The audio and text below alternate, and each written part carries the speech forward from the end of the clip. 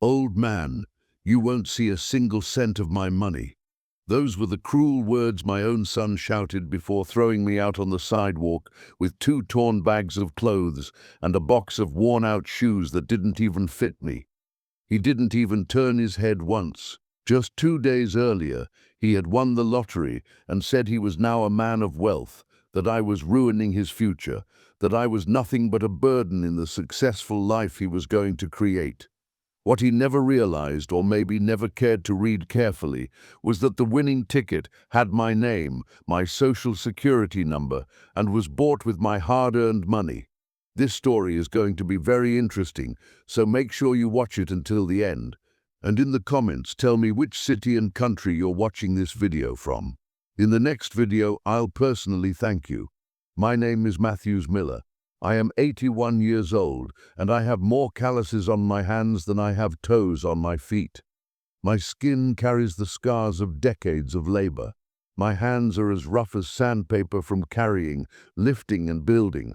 I spent my whole life working, fighting, pushing through a world that always seemed to be against me. For nearly 50 years, I worked as a construction laborer. But I was also a city gardener for 8 years, an electrician in my spare time fixing wiring until 3 in the morning, a building doorman twice a week, and even a babysitter for neighbors when they needed to go out at night. I never said no to honest work. I never complained about the hours, the low pay, or the difficult bosses. I always accepted what was given because I had another mouth to feed besides my own, my son David's. If you're enjoying this story, leave a like to support the Father's Advice channel. I raised my only son alone after his mother Linda abandoned us when David was just 5 years old. I remember it clearly, as if it happened yesterday. Linda left on a Monday morning saying she was going to visit her sister, and she never came back. All she left was a messy note on the table that read, "I can't take this life anymore. Sorry." I never cried over it. I had no time for tears.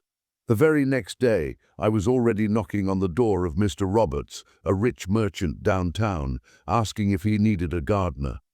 "I work well, Mr. Roberts, I'm honest. I don't steal, not even a nail, and I really need this job." Mr. Roberts looked me over. My shirt was patched, my boots were worn, my hair uncombed. He must have felt pity. "Do you have experience?" he asked. "Yes, sir. I've always worked with gardening," I replied. That was a lie. I had never done gardening before, but I had watched my father do it and seen other men in the neighborhood. I knew I could learn.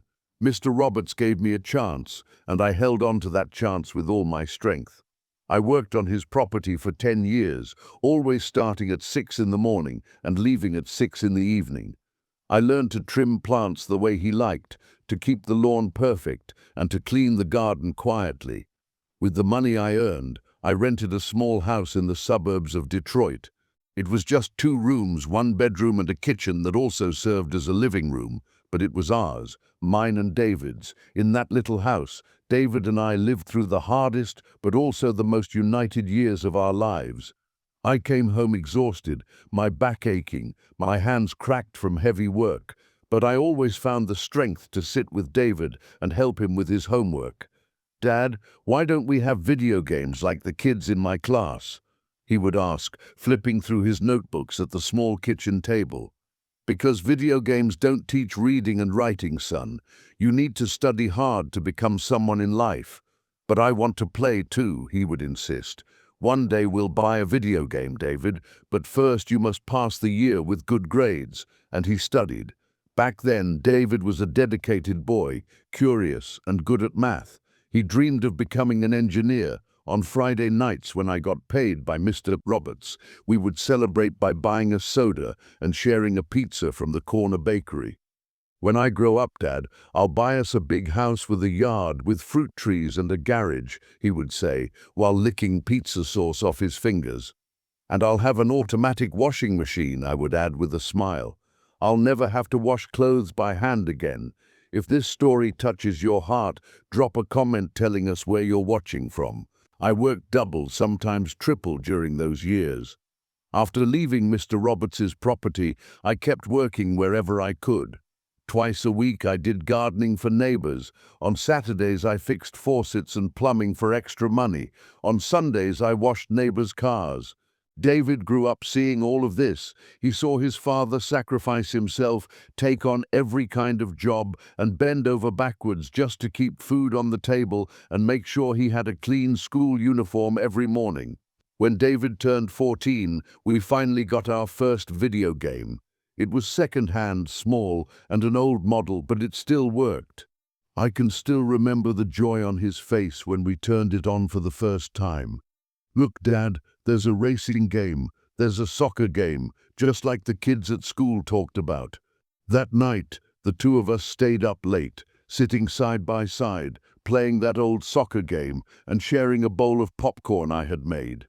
At one point, David leaned his head on my shoulder and whispered, "Thank you, Dad, for the video game and for everything."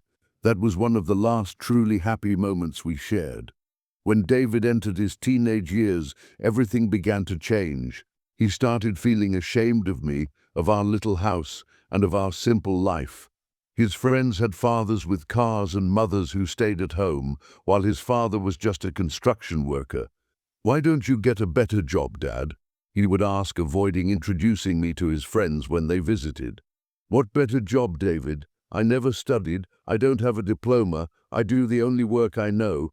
But he would answer angrily, "It's humiliating. My friends' parents are bankers and teachers, they work in offices, and you carry bricks." I told him, "There's nothing shameful about honest work." But he didn't understand. For a 16-year-old boy, having a father who labored with his hands was something to hide. Time passed. David finished high school, but he refused to go to college. He said studying was a waste of time and that he wanted to make money right away. He worked in a construction materials store, then a garage, then a factory. He never lasted anywhere. He always fought with his boss, always had excuses, and always came back home expecting me to fix his problems.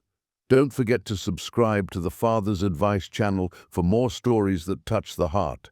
When David was 25, he met Jessica, a beautiful young woman and the daughter of a lawyer in the city. David fell deeply in love, and she seemed to like him too. But the day he brought her to see our house, I saw in her eyes the same shame that David had always carried. "Is this where you live?" she asked, looking around our modest home. "Yes, but it's temporary," David said quickly. "We'll be moving to a better place soon." Jessica stayed only 2 months. She broke up with him, saying they came from different worlds. David was heartbroken. He drowned himself in alcohol for a week and blamed me for everything. If we had a decent house, she wouldn't have left me. I told him, "David, if she left because of the house, it means she never truly loved you." But he shouted back, "You don't understand anything. You never did." From that day forward, our bond grew weaker. He began to see me as the cause of all his failures. To him, I was the poor father, the uneducated father, the father who ruined his social life. Still, I continued to care for him. I washed his clothes, cooked his favorite meals, and lent him money when he was jobless. Because a father is still a father, we never give up on our children. At 28, David joined a group involved in smuggling at the border. I never understood exactly what they did, but I knew it was illegal. Suddenly, he started coming home with too much money, expensive clothes, and a car worth more than half a year of my salary. "Where does this money come from, David?" I asked. "Business, Dad, you wouldn't understand." "What kind of business?" I pressed. He replied, "The kind that will get us out of this miserable life." But it didn't last long. The police caught the group and arrested 3 of them. David escaped jail by proving he was only a courier who didn't know what he carried, but he lost everything he had earned. He came home empty-handed and broken. That was when he met Laura, then Emily, then Sarah. A line of girlfriends came and went through our house as if it were a hotel.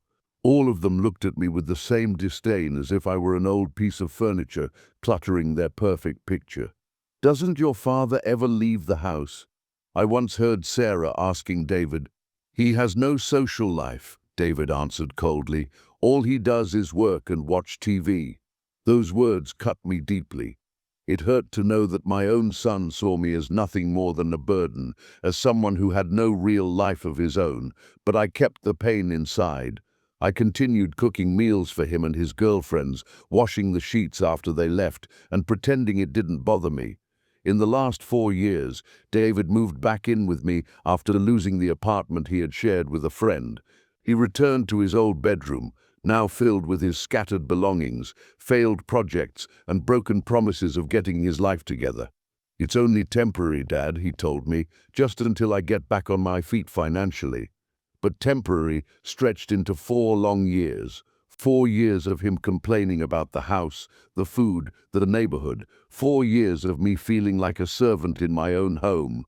"This house is a step backward," he would say, walking in with yet another girlfriend. "We live like poor people because you have a poor man's mentality." "David, we are poor," I would answer. "There's no use pretending otherwise." "Speak for yourself. One day I'll be rich," he said again and again. He talked every day about his big future, about living in a penthouse, driving a brand new car, and becoming wealthy, but he never lifted a finger to make those dreams real. He never studied, never stayed committed to any job, never had discipline for anything. The only thing he did regularly was gamble at the racetrack and then complain when he lost. "Gambling is for fools, Dad," he would laugh. "You're the real fool, wasting money on the lottery every week." "At least I gamble with my own money," I would reply. "Money you could invest in something better." "Like what?" I would ask. "I don't know, anything but marking little numbers on paper." But I kept playing.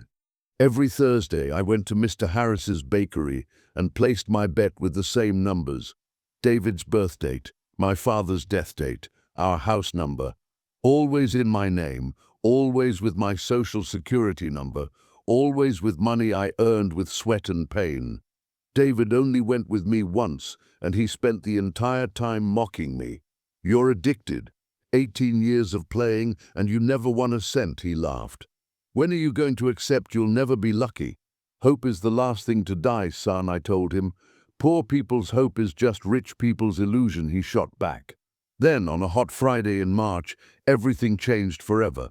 I came home after a long day working at a house where I had been hired for landscaping. My back ached, my feet were swollen, and all I wanted was a shower and some rest. David wasn't home. I knew he had gone to meet his friends at the bar, like every Friday. That was almost a relief, because when he drank, he only came back angry, complaining about the food, the noise of the TV, and the life we lived. I had just changed into an old t-shirt when I heard the key in the lock. David came stumbling in, but this time he wasn't drunk. He was different, excited, restless, with his eyes shining in a way I had never seen before. "Dad, Dad," he shouted like a madman as he rushed into the room. "You won't believe it. I won the lottery." My heart nearly stopped. I sat on the bed in shock. "What do you mean you won?" I asked. He pulled a crumpled paper from his pocket. It was a lottery ticket. He held it up and compared it with the numbers flashing on the TV. "Look, 7, 15, 23, 42, 51, 58. They all match. $4.2 million. Dad, we're rich." I grabbed the ticket, checking the numbers carefully. They were correct, all 6, but something didn't feel right. "David," I asked slowly, "where did you buy this ticket?" "At Mr. Harris's bakery." "The same one you always play," he said quickly, still too excited to realize what he was admitting. A chill ran through me. "What do you mean, the one I always play?" "Oh, remember Thursday? You told me your back was hurting. You gave me the money, and I went there for you, gave it to Mr. Harris." He suddenly stopped talking. His face showed the moment he realized what he had just confessed. I saw on his face the exact moment he realized what he had just admitted. "Wait, you made the bet?" he asked nervously. "David, I always make the bets. Every Thursday for the last 18 years, with my money, in my name, using my social security number." His smile faded instantly. He grabbed the ticket from my hand and looked at it closely. For the first time, he noticed the small print in the corner. "Matthews Miller, SSN 123 to 456789. "No, this can't be," he whispered. "It can," I answered firmly. "You only went because I was in pain, but the bet was mine, just like always." At that moment, something changed in his expression. It wasn't disappointment, it was anger. Pure, burning anger. "You're lying," he shouted. "I'm the one who checked the numbers. I'm the one who discovered it was the winner. I'm the one who... You're the one who took a piece of paper that I filled out with money I gave you in a game I always play." I cut him off. He fell silent, pacing back and forth in the small room, searching for a way out, a reason to justify keeping the prize. Finally, he said, "You don't even know how to handle a prize like this. You don't understand banks, taxes, or investments. You just get robbed. You need me, Dad. The money is mine, but we can work this out together." Then he gave a bitter laugh. "Dad, you don't get it. This money can change my life. I can leave this small city, move to New York, start a business, and finally become someone." "And me, what happens to me?" I asked. "You just keep living the life you've always had, working, cooking, cleaning. That's what you know how to do." Those words cut through me like a knife. After all I had done, after all the sacrifices, he saw me only as a man good for labor and chores. "David, I am your father. I raised you alone. I worked double shifts so you would never go without." "And I'm grateful for that," he interrupted quickly. "But that doesn't mean I have to share my luck with you. This is my chance to finally be happy." "And don't I deserve to be happy too?" I asked softly. He looked at me for a long moment, and in his eyes I saw something that froze me: contempt. "Dad, you're 81 years old. How many years do you think you have left? 5? 10? I'm 45. I still have a lifetime ahead of me. So you think I don't deserve the money because I'm old? I think you don't know how to handle it.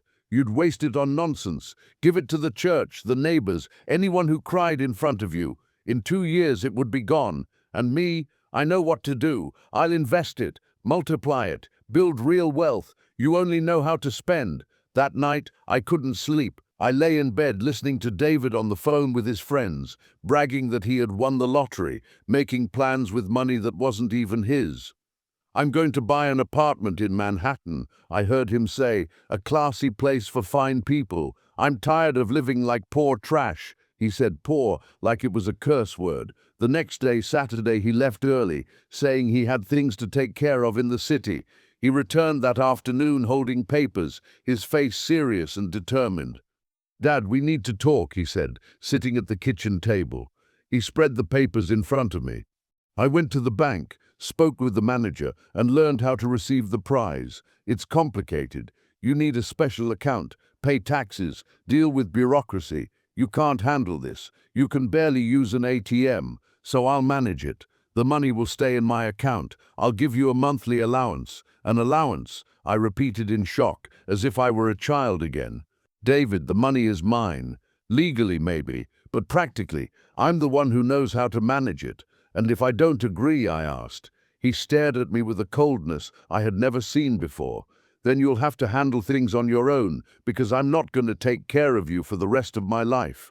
David spent the entire day on the phone making plans as if the money already belonged to him, while I stayed in the kitchen cooking, washing dishes, and wondering how my whole life had turned upside down in just 2 days. On Monday morning, he woke up acting completely different. He put on his best clothes, styled his hair with gel, sprayed cologne, and dressed like he was going to a job interview. "Where are you going?" I asked. "To the bank to collect the prize," he replied. "David, we haven't decided anything yet." "I've already decided. The money is going into my account, and that's final." "And if I go to the bank and tell them the ticket is mine?" I asked. He stopped fixing his tie and stared straight at me. "You won't do that." "Why not?" "Because you're not cruel. You're not capable of hurting your own son." And in that moment he was right. I couldn't bring myself to do it. Deep down, I still hoped we could fix this as a family, that he would respect my rights, that he would remember I was his father. But how foolish I was. David left the house at 9 a.m. He returned at 3 p.m. with a wide smile I hadn't seen in years. "It's done. The money is already in my account, all of it. After taxes, it came to 3.8 million. I felt a sharp pain in my chest, not from sickness but from heartbreak. The son I raised, the boy I loved unconditionally, had stolen from me. And now," he said proudly, "I'll start my new life, and you'll start yours." "What do you mean, David?" "I'm moving to New York. I've already spoken to a realtor and looked at apartments. There's no reason for me to stay in this small town, living this miserable life." "And me?" I asked quietly. "You stay here in the house. Keep doing your usual things. I'll send you money every month." "How much?" $500. That's more than you make working." 500? From a prize of 4.2 million. David, $500 isn't even enough to pay the bills. Then keep working. It's good for you, keeps you active. At that moment, looking at my son, the boy I once carried on my back, taught to ride a bicycle, comforted when he cried, I realized I had raised a stranger. "Do you really think this is fair?" I asked. "Dad, life isn't about fairness. It's about opportunity. And this is mine. If you tell anyone the ticket was yours, who will believe you? An old man against a 45-year-old man. Besides, the money is already in my account. It's a done deal." Tuesday, Wednesday, Thursday passed, and David became even more arrogant. He spent hours on the phone talking about apartments, cars, and investments. He treated our home like a cheap hotel, a place to sleep before moving on to his better life.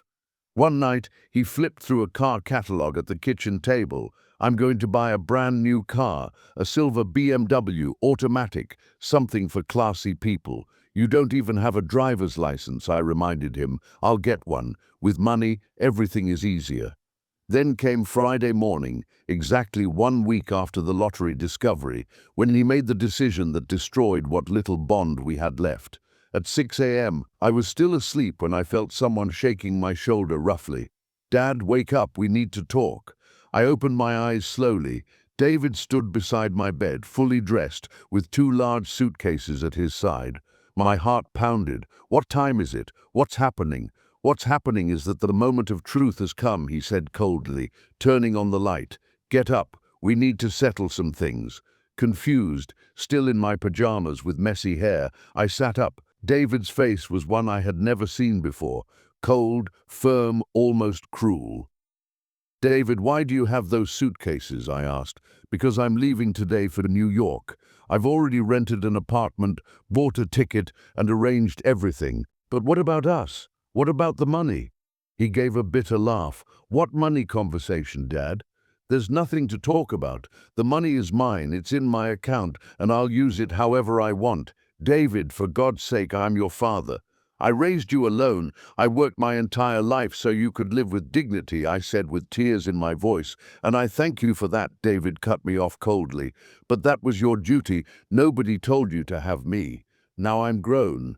I'm a man, and I'll live my own life. The money is what will finally give me the life I always dreamed of. A luxury apartment, a new car, designer clothes, fancy restaurants. Everything you could never give me." His words pierced me like a knife. So this was how he measured my years of sacrifice, as if it had never been enough. "I gave you all I could, David," I whispered. "I worked until my hands bled, just to make sure you never went hungry." "And you call that a life?" he snapped. "Breaking your back every day, living in a tiny 2-room house, wearing patched clothes? That's not living. I deserve more than that. And don't I deserve more too?" I asked, my voice breaking. He looked me up and down with an expression so cold it froze me. "Dad, you're 81. Your life is already behind you. You made your choices. You had your chances. Now it's my turn." "My choices," I shouted back. "Did I choose for your mother to abandon us? Did I choose to work from sunrise to sunset to feed you? Did I choose to give up my youth, my life, my dreams, just to take care of you? Nobody told you to," he yelled, losing his patience. "Nobody told you to have me. Nobody told you to stay when Mum left. You chose to be a single father. You chose this life of suffering." Tears rolled down my cheeks, not from sadness, but from shock. "How can a son say this to his father, David? How can you say this to me?" "Because it's the truth," he shot back. "You always play the victim, always the martyr. Oh, I raised you alone. Oh, I worked so hard. I'm sick of it, Dad. I'm tired of carrying the guilt of your sacrifices. I never blamed you for anything, but you blamed me every day with your tired sighs, your weary face, your tears. Whenever I complained, you made me feel guilty for even existing." "That's not true." I whispered. It is true, and now I'm done with it. I have money. I finally have a chance to be happy, and I'm not going to let you ruin it with your endless drama of being the suffering father. I stood there in silence, trying to take in his words. Was this really what he thought of me all these years? Was this how he saw my love, my care, my sacrifices? So what do you want from me? I finally asked. I want you to understand that our relationship is finished. I want you to stop depending on me, stop expecting me to take care of you, stop acting like I owe you something. I never said you owed me anything. You didn't need to, he replied bitterly. It was always there, unspoken. You raised me, you worked for me, you sacrificed for me, as if I had asked to be born. David walked to the window, stared out at the street, then turned back with an even harder look. Dad, let me be clear. I'm leaving today, and I'm not coming back. I don't want contact. I don't want to carry responsibility for you. I don't want anything that ties me to this life of poverty we lived. David, for God's sake, I begged. And one more thing, he interrupted. You'll have to leave this house. My world shattered. What do you mean, leave the house? This house is rented in my name. I've been paying the rent for 3 years, and I'm not paying any more. But I pay the bills too, I protested.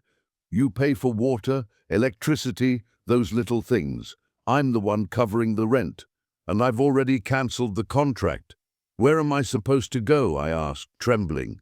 He shrugged with indifference. That's not my problem. Go to a neighbor, go to a nursing home, go anywhere. But you're not staying here, anymore. David Miller, this house is mine too. I've lived here for 15 years, but it's not in your name, he said coldly. Legally, you're just living here. I'm the tenant, and I'm evicting you. You can't do this to me. I can, and I already did. Yesterday, I called the landlord and cancelled the contract. You have until Sunday to leave. My legs went weak. I sat on the edge of the bed, trying to process the weight of his words. David Miller, I have nowhere to go. Dad, you're an adult. Figure it out. Get a job to pay rent. Share a place with someone. I don't care. It's not my problem. I'm 81 years old. Who would hire me? Who would share an apartment with me? That's the problem, he snapped. You've been too comfortable all your life. You never planned ahead, never saved, never thought about getting old, and now you want me to fix it. I worked my whole life, I said quietly. There was never money left to save. Everything I earned went into this house. Your food, your clothes, your school supplies. And how is that my fault, he yelled. Did I ask you to spend it all on me? Did I ask you not to plan your future? I searched his face, looking for even a trace of the boy I had raised, the boy who cried when he fell, who hugged me during nightmares, who once said he loved me. But there was nothing. Only a cold, selfish man stood before me. David Miller, how can you be so heartless? I'm your father. Being my father doesn't give you rights over my life, he shouted back. It doesn't give you rights over my money, and it doesn't mean I have to take care of you. I'm not asking you to take care of me, I pleaded. I'm just asking you not to throw me out on the street. I'm not throwing you out, he said sharply.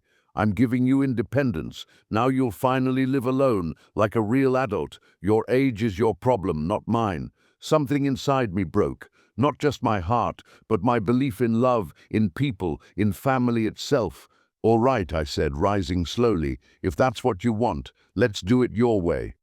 Finally, he sighed, sounding relieved. I thought you'd keep crying and making drama. I won't make drama. You've made it clear what you think of me. And now I know what to think of you. He picked up his suitcases and walked to the door. Dad, one last thing. I left $500 on the kitchen table. That should help until you find somewhere else.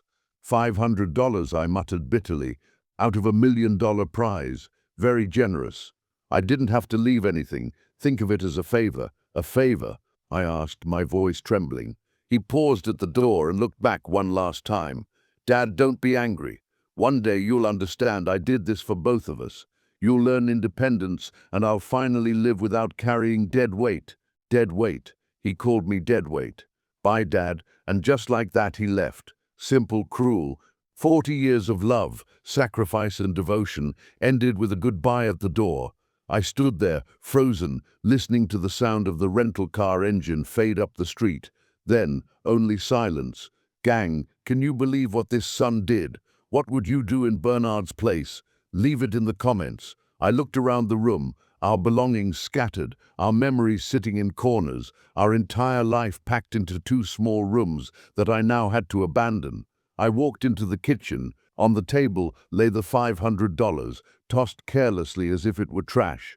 Beside it, a folded note in David's handwriting. Dad, I know you must hate me right now, but one day you'll understand. I did this because I need to live my life. You had your chance to be happy, and you didn't take it. Now it's my turn. Don't look for me. Don't try to contact me. From today, we go our separate ways. Good luck, David Miller. I read the note 3 times before tearing it into little pieces, and in that moment, something inside me woke up. It wasn't anger, it was determination.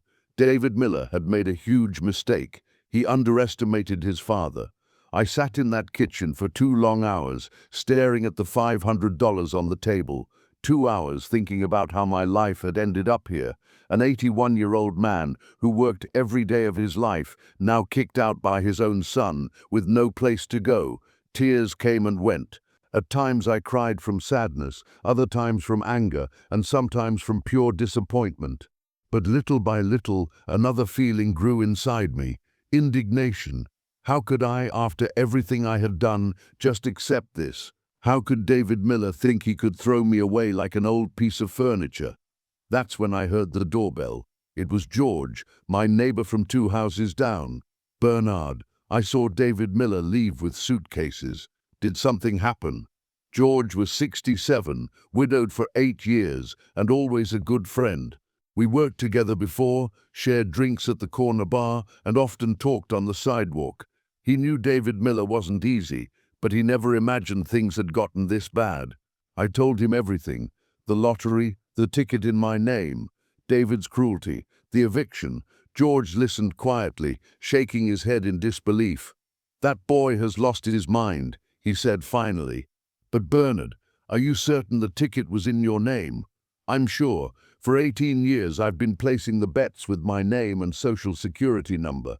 "And do you have proof of that?" That's when I remembered my blue notebook, the notebook where I kept all the receipts from the lottery since the first day I played. "George, I need to go back inside. There's something I must get."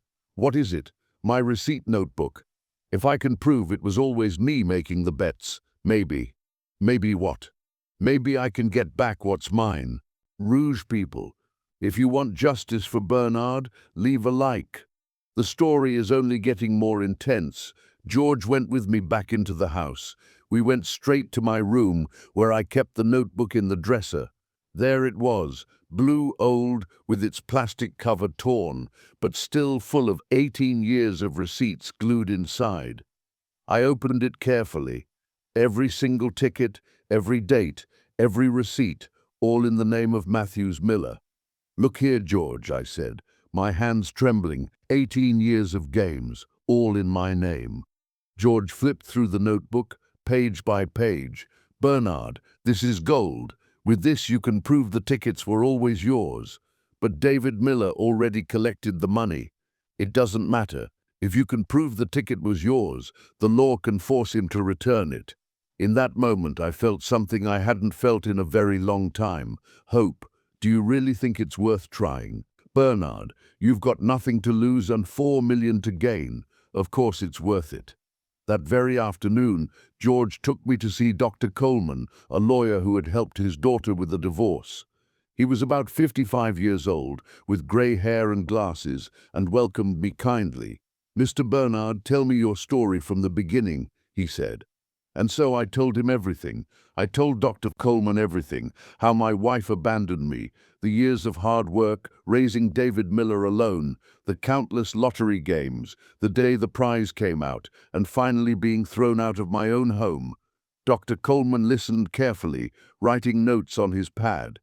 "Did you bring the receipts?" he asked. I opened the blue notebook and showed it to him. He went through every page, checking the dates, the amounts, and the name written on them. "Mr. Bernard, this is excellent proof. 18 years of receipts, all in your name, all in perfect order. It's clear you are the one who always placed the bets. But the money is already in his account," I said. "That doesn't matter. What matters is who had the right to the prize, and from these documents, it's clear the right was yours," Dr. Coleman replied. He explained that we would file a lawsuit to cancel the prize in David's name and transfer it to mine. "But I must warn you, your son won't like this. He'll probably hire a lawyer to fight back." "Doctor, I don't want to be cruel, but I also won't be a fool. That money is mine by right." "Then let's move forward," he said. "Gang, if you want Bernard to get what belongs to him, subscribe and turn on the notifications. This story is not over yet." In the next few days, Dr. Coleman prepared all the documents. Along with the receipts, he asked me to gather witnesses who could confirm that I had always been the one to play. George offered without hesitation. Mr. Collins, who lived across the street and often saw me going to the bakery every Thursday, also agreed. But the most important was Mr. Harris, the bakery owner. "Mr. Bernard," he said, "I remember you from the very first day, 18 years ago. Always polite, always on time, always with the same numbers. I even used to joke, 'Here comes our loyal lottery player.' And David Miller, do you remember him?" Dr. Coleman asked. "I only saw him once, just a few weeks ago, when he came with the ticket because you had back pain. I even told my wife, how nice of Mr. Bernard's son to help him. I never imagined he would try to steal from his own father." With all the witnesses ready and the documents in hand, Dr. Coleman filed the lawsuit. The case went to the county civil court, and the judge set a hearing for 2 weeks later. "Now we wait," Dr. Coleman told me. "Your son will be notified and given the chance to defend himself." In the meantime, I stayed at George's house. He welcomed me warmly, gave me the back room, and refused to take any money. "Bernard, we've been neighbors for 18 years. In hard times, that's what we do. We help each other." Those 2 weeks were full of anxiety. I kept wondering how David Miller would react when he got the court papers. Would he look for me? Would he yell at me? Would he finally realize he was wrong? But he didn't call, didn't message, didn't show up. It was as if I no longer existed to him. Then Dr. Coleman gave me the news. "Mr. Bernard, your son has hired a lawyer. And not just any lawyer. He chose Dr. Whitman Morrow, one of the most expensive in the city." "Is that bad for us?" I asked. "Not necessarily," he replied. "It only shows he's taking this seriously. But our evidence is very strong, and what defense can he even use? He'll probably say you're too old to handle such a large amount of money, that you're not capable of managing it wisely." Dr. Coleman warned me, "Your son might try to question your age or even your mental health." I felt anger burn inside me. "So he's going to call me crazy?" "It's a common tactic," the lawyer explained. "They try to disqualify the other side, question their ability." "Doctor, I may not have much education, but I am not crazy. I worked for 60 years of my life. I always paid my bills. I always managed my money. I know exactly what I'm doing. I know that, Mr. Bernard," he said calmly, "and that's what we'll prove in court." A week before the hearing, something unexpected happened. David Miller called me. It was a Thursday night. I was at George's house watching the news when the phone rang. "Hello, Dad, it's me." My heart jumped. It was the first time I'd heard his voice since he walked out. "What do you want, David?" I asked coldly. "Dad, we need to talk. This lawsuit won't bring anything good. It'll just cause trouble for both of us. The only trouble I see is a son stealing from his father. I didn't steal anything. The ticket was in my hand. I checked the numbers. I took it to the bank. With numbers I chose. With money I paid," I reminded him. He stayed silent for a few seconds. Then he said, "Dad, listen, let's make a deal. I give you 1/3 of the prize, $1.3 million. That's a lot of money, Dad, more than you could ever earn in your whole life. 1/3 of what is completely mine," I replied firmly. "Dad, be reasonable. I already spent part of the money. I made investments. I promised things. I can't undo that now. You should have thought about that before you threw me out of the house." "Dad, I was nervous. I was confused. I made a mistake, I admit it. But now there's no going back." "There is," I said. "You just have to return what isn't yours. And if I don't, then the court will decide." "Dad, you won't win. My lawyer said it's very hard to prove the ticket was yours. In the end, I'm the one with the money in the account." "We'll see," I answered. "Dad, please, don't be stubborn. Take the $1.3 million. That's enough for you to live the rest of your life comfortably." "David Miller, Do you think this is only about money? Isn't it?" he asked. "No, it's about dignity. It's about justice. It's about showing that a father can't be treated like trash by his own son." "Dad, you're being dramatic." "Dramatic? You threw me out on the street. You called me dead weight. You said my life was over. And now you come offering me crumbs, pretending it's a favor. $1.3 million isn't crumbs. Compared to $4 million, it is." He sighed deeply on the other end. "Fine, Dad. Let the court decide. But I warn you, when you lose, don't come to me for anything, because then I won't give you a cent. If I lose, I'll never ask you for a thing. But if I win, you'll be forced to return every penny." "That will never happen," he said. "We'll see." He hung up. I stood there holding the phone, my hands trembling, not from fear, but from determination. My son had underestimated me. He thought I was a helpless old man, weak, without courage. But he was going to learn how wrong he was. The day of the hearing arrived, a Tuesday in April. I woke up at 5 in the morning with my stomach in knots and my heart racing. George helped me get ready. I wore a navy blue suit that I had ironed myself, with polished black shoes and hair neatly combed with gel. George looked at me and said, "You look elegant, Bernard, and more importantly, you're on the side of truth." "If I lose, George," I asked nervously. "You won't lose. Truth is with you," he replied with confidence. We reached the courthouse at 8:30. Dr. Coleman was already there, checking through papers and organizing all the evidence. At exactly 9, David Miller arrived. He was hardly recognizable. Dressed in a shiny gray suit, Italian leather shoes, his hair cut at an expensive salon, and designer sunglasses on his face, he looked like some wealthy businessman. Walking beside him was Dr. Whitman, a tall, serious man who spoke loudly and moved his hands a lot when he talked. When David's eyes met mine, I searched for regret, shame, or even a sign that he knew he was wrong, but I found nothing, only coldness. The hearing began at 9:30. The judge, Dr. Francis Dubois, was a man around 65, with a gray beard and a look of seriousness and wisdom. "We are here to judge the case filed by Mr. Bernard Miller against his son David Miller regarding the ownership of a national lottery prize," he announced. "Dr. Coleman, please present the facts." Dr. Coleman stood and began his statement. He explained the 18 years of lottery games, showed the blue notebook and presented the receipts. His words were clear, direct, and convincing. "Your Honor, there is no doubt the winning ticket belonged to my client. He has 18 years of receipts proving he was the one who always played. The defendant only took the ticket to the bakery because his father had back problems." Then Dr. Whitman rose. He adjusted his costly suit and began speaking with complicated legal words. "Your Honor, my client received the prize in good faith. He checked the numbers. He discovered the ticket was a winner, and he took all the steps to claim it. The plaintiff, an elderly man, does not have the mental or emotional capacity to handle such a large amount of money." I felt my blood boil. Mental or emotional capacity, that was their attack. Whitman continued, "We must also consider that the plaintiff lives in a state of financial weakness, has little education, and could easily be influenced by people who might want to take advantage of him." I looked at Dr. Coleman. He gave me a small nod, telling me to stay calm. He had expected this. Then the judge called the witnesses. The first was Mr. Harris. "Mr. Harris, how long have you known Mr. Bernard?" 18 years, sir, since he began coming to my bakery," he replied. "And did he play the lottery?" "Every Thursday without fail. Always the same numbers, always polite, always on time.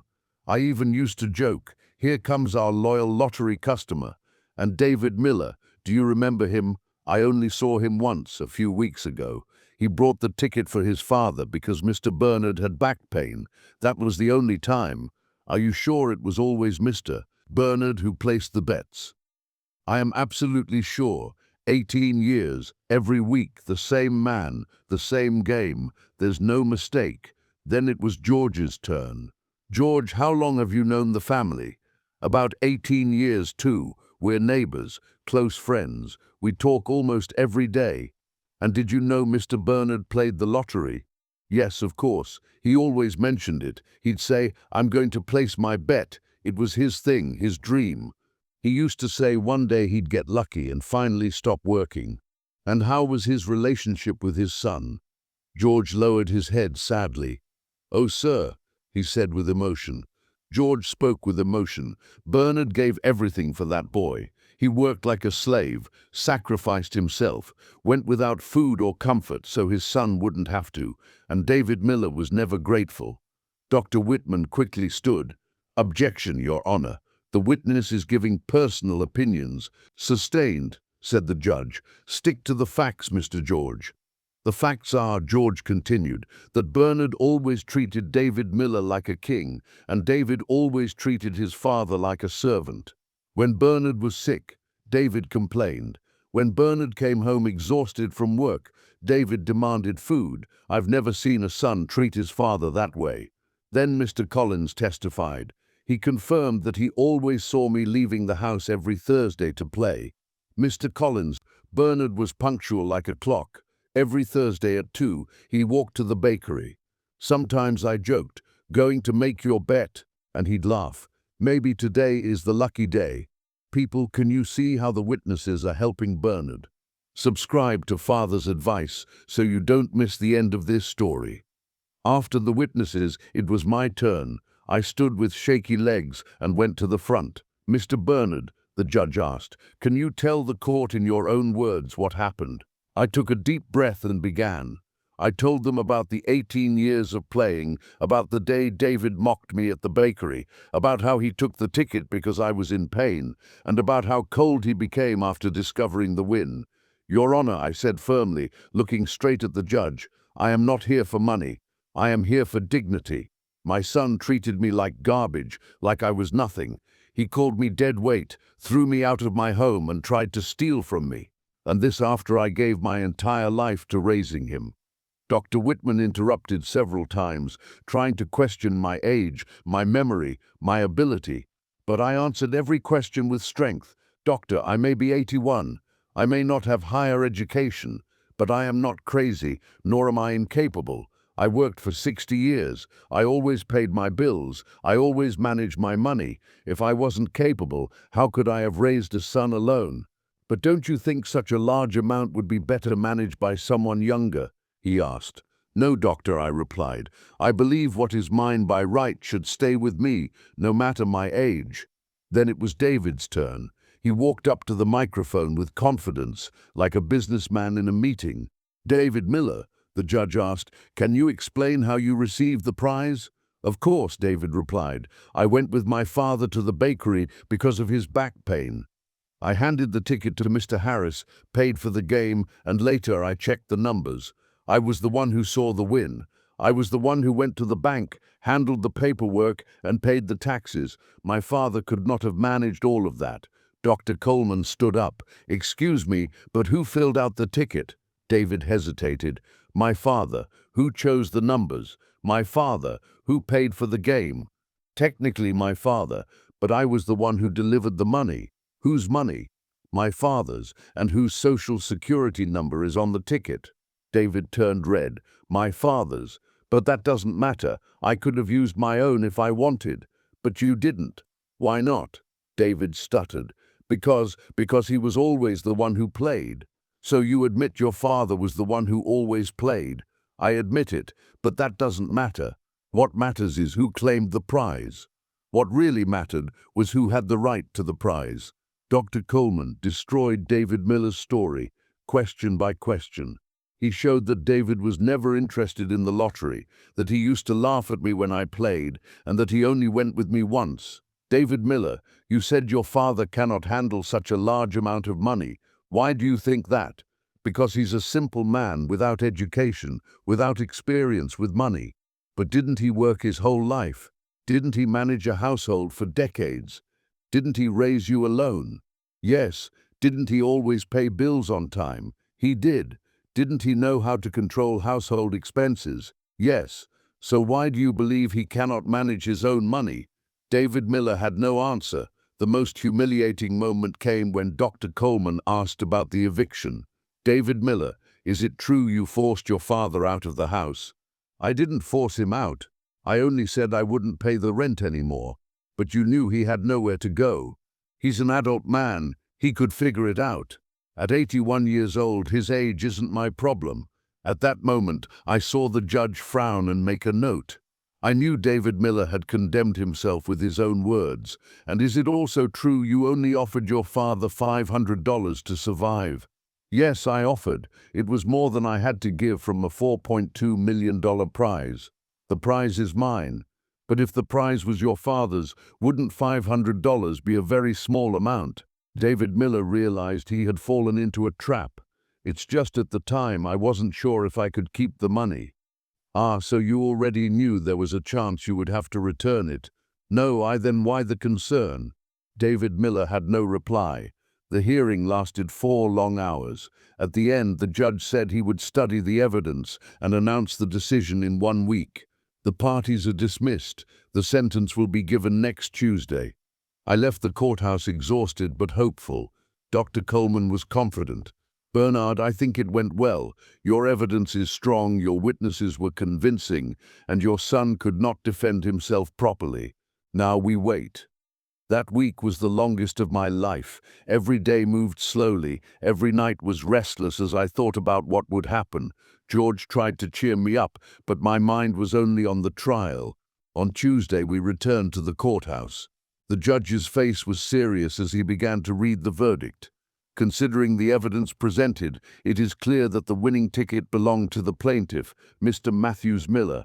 The 18 years of receipts clearly prove that he was the one who always played the lottery. The fact that his son delivered the ticket does not give him the right to the prize, since he only acted as a messenger for his father, who was in pain. My heart pounded. Furthermore, this court understands that the plaintiff's age does not stop him from managing his own assets. At 81 years old, he has shown clarity, ability, and enough knowledge to handle his finances. On the other hand, this court is troubled by the defendant's behavior, expelling his own father from home and wrongly taking a prize he knew was not his. David Miller's face went pale. Therefore, I rule in favor of the plaintiff. The prize will be fully transferred to the account of Mr. Matthews Miller, deducting only the amounts already used by the defendant, which must be reimbursed to the plaintiff. I almost fainted, but George quickly held my arm. Dr. Coleman smiled. I had won. Justice was finally served. David Miller left the courtroom without even looking at me. He didn't say a single word, didn't make a gesture, he just disappeared. And there I was, 81 years old, proving that a father who worked his whole life was worth more than all the fancy legal arguments in the world. Father's advice. Friends, can you believe it? Bernard did it. If you're happy about this victory, leave that like. 3 weeks after the judgment, I received the first bank transfer of my life, $3.1 million. It was the total prize, minus what David Miller had already spent and the legal fees. When I saw those numbers on the ATM screen, I had to hold onto the counter to keep from falling. "Mr. Bernard, are you okay?" asked the bank manager, a young man who treated me with a respect I had never experienced before. "Yes, son. I'm just trying to get used to this new reality." And that's exactly what it was, a new reality. At 81 years old, I was finally learning what it meant to be respected, to be listened to be treated as someone important. Not because of the money itself, but because I had the courage to fight for my rights. The first thing I did was buy my house back. David Miller, desperate to pay off the debts he had piled up during his short rich man life, had sold it quickly to a realtor for far less than it was worth.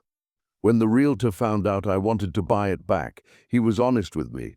"Mr. Bernard, your son was in a hurry. He sold this house for $120,000, even though it's worth at least $200,000. Even though it's worth at least $200,000. I can sell it back to you for the same amount I paid." "Why would you do that?" I asked, surprised. "Because I heard your whole story, and I don't feel right profiting from something like this." I came back to my house on a Thursday afternoon. I opened the gates slowly, as if stepping into sacred ground. I walked through the yard where I had once planted roses and jasmine. I passed by the little kitchen window where I had spent hours looking out at the street. I stepped inside the 2 rooms that held 20 years of my life. But I knew it wasn't the same house, and I wasn't the same man anymore. I decided to renovate everything with love and care. I hired Mr. Matthews, a local contractor who had always been a kind man. I explained that I wanted to modernize the house without losing its simple charm. Mr. Bernard, do you want to expand? We could add another room, maybe a living room. No, Mr. Matthews, 2 rooms have always been enough for me. I just want them to be 2 beautiful rooms. We painted the walls a soft blue that filled the house with light and joy. We replaced the old floor with a light laminate, but kept the same layout. We made the kitchen window larger, installed a new sink, a modern stove, and finally bought the refrigerator I had always dreamed of owning. In my bedroom, I got a new bed, a light wood wardrobe, and a comfortable armchair. Simple things, but quality things, things that made me feel truly at home. A home worthy of the man I had finally discovered I was. The yard got my special attention. I planted more flowers, placed a bench under the jabuticaba tree, and created a little herb and spice corner. It became my private paradise. George came by every day to watch the renovation. Bernard, what a transformation. The house is beautiful, but you've changed even more. And he was right. It wasn't only the new clothes, the well-cut hair, or the modern glasses. It was something deeper. A new posture, self-respect and dignity I had never felt before. Father's advice, friends, if you're feeling touched by this transformation, leave a comment and tell me where you're watching from. With the rest of the money placed in a safe savings account, I lived comfortably from the monthly income. It covered all my needs and still left enough for small luxuries. For the first time in my life, I could walk into the supermarket without counting every penny. I could buy the meat I wanted, the wine that smelled the best, the soap that made my skin softer. I discovered I had tastes I had never been able to enjoy before. I liked special cheeses, artisan breads, fresh flowers in the house, small pleasures that money could buy, but that self-respect made even more precious. I started going to the senior group at the neighborhood church. It was a group of 12 people, each with stories of struggle, survival, and new beginnings late in life. Friends, you don't know how lucky I am, I said at the first meeting. Not just for winning the lottery, but for learning to value myself. Mr. Thompson, an 85-year-old man who had raised 4 children alone, nodded his head. Bernard, it wasn't luck, it was courage. Many of us spend our lives accepting crumbs from our children, in-laws, or society. You had the courage to say, I deserve more, but it was hard, I admitted. There were times I thought about giving up, about accepting the $500 and moving on. And what made you keep going, someone asked. I thought about it. What did make me continue? Even when David Miller tried to shame me, when his lawyer tried to make me look weak, when people thought I was just a stubborn old man fighting with his son. I think it was tiredness, I finally said. Tiredness of being small, of accepting anything, of believing I didn't deserve respect just because I was poor, old, and uneducated. 2 weeks after finishing the renovation, something happened that I never expected. David Miller showed up at my door. It was a Sunday afternoon. I was watering the plants in the yard when I heard the doorbell. I walked to the gate and saw him standing on the other side of the fence. He looked nothing like the polished man I had seen in court. He was thin, unshaven, his clothes wrinkled, his eyes tired. Life had forced him to pay the price for his greed. Hi, Dad. Hi, David Miller. We stared at each other through the bars for a few seconds. I searched his face for any sign of real regret. He searched mine for any sign that I would open the gate. Can I come in? Depends. What for? To talk. I need to talk to you. I opened the gate, but I didn't invite him into the house. We stayed in the yard, me sitting on the new bench, him standing, kicking at the dirt with his foot. The house looks nice, he said, glancing around. Thank you. Dad, I wanted to apologize. For what, David Miller? For trying to rob me, or for throwing me out of the house? His face twisted as if my words cut deep. For both. For everything. I lost my head when I saw all that money. I thought it was my chance to change my life. And it was, I said. Just not in the way you imagined. What do you mean, Dad? That money could have changed both our lives. We could have been a real family, taken care of each other, enjoyed the blessing together. But you chose to steal from me. I stole from you because you stole from me, he blurted. If you had come to me and said, Dad, the ticket is in your name, but let's split the prize, things would have been different. Would you have agreed? Of course I would have. You're my son. I've shared everything with you my whole life. He lowered his head. I didn't think about that. I only saw the money and thought, finally, my chance to be rich. And how did your dream of being rich end? I asked. David Miller sighed heavily. Badly. Very badly. I wasted money on useless things, invested in businesses that failed, bought things I didn't need. In 6 months, I lost almost everything. And now I'm living in a boarding house in Queens, working in a mechanic shop. I earn $1,500 a month. I felt a sharp pain in my chest. It wasn't pity I felt, but sadness. Sadness for the waste, for the wrong choices, for all the lost time. David Miller, what did you come here for? To ask for money? No, he answered quickly. I came to ask for real forgiveness. And why should I forgive you? Because you're my father, and because I finally understand what I lost. What did you lose? I lost you. I lost the only person who always loved me without condition. I lost my family. David Miller, family isn't just blood. Family is respect, care, and affection. You treated me like I was your enemy. I know, and I regret it. Every day, we sat in silence for a few minutes. I looked at my son, the man who came from my heart, who once played on my lap, who once slept in my arms. I felt a mix of compassion and disappointment. David Miller, do you want to know something? Yes, I forgave you a long time ago. I forgave you the day I won in court, because holding on to anger only hurts us. So, can we try to rebuild our relationship? I looked into his eyes, searching for sincerity. David Miller, forgiveness isn't the same as forgetting, and it's not the same as trusting again, but we could try. No, we can't. Why not? Because you haven't really changed, David Miller. You only came because you're poor again. How can you say that? Because if you had truly changed, you wouldn't have come here. You would have rebuilt your life, learned independence, become the man you should have been. But instead, you came here to apologize only now when you're struggling. That's not true, he shouted, his face red. It is true, and do you know how I know? Because you had 6 months to come see me since the judge's decision. 6 months, and you only show up now when you've hit rock bottom. Dad, I was ashamed. Ashamed of what? Of what you did to me, or of losing the money? He couldn't answer. I stood up from the bench and walked toward the gate. David Miller, I hope you become truly happy. I hope you find your path, learn to be a good man, build a life with dignity, but do it away from me. Why, Dad? Because I've learned something these past months. I learned I have the right to live in peace. I don't have to accept disrespect just because it comes from family. I learned that self-love is the first love we must protect. Dad, I've changed. Maybe you have. Maybe one day you will truly become a different man, but I won't be here waiting to see it. And don't you love me anymore? I stopped and looked into his eyes. David Miller, I will love you until the day I die, because that's how fathers are. But loving you doesn't mean I will accept everything. It doesn't mean I will allow you to hurt me again.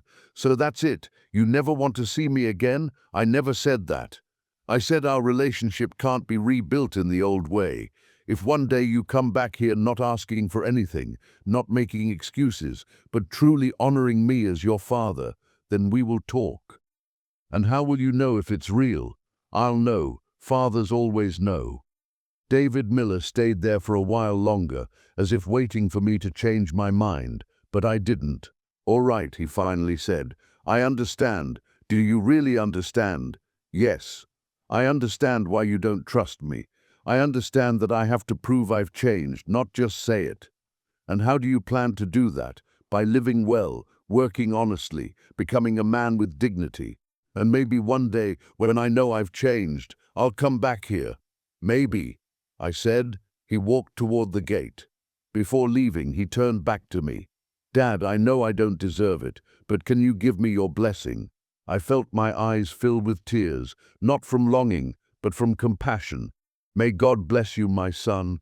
May He give you wisdom to make the right choices and strength to become the man you are meant to be. David Miller left with his head down. I stayed in the yard staring at the empty street, feeling something strange. It wasn't sadness and it wasn't relief. It was peace. Father's advice, friends. Can you feel this peace that Bernard has found? Share in the comments what you think about this decision. 2 years have passed since that day. David Miller never came back. Sometimes through neighbors, I heard that he kept working at the shop, rented a small apartment, and was living a simple, honest life.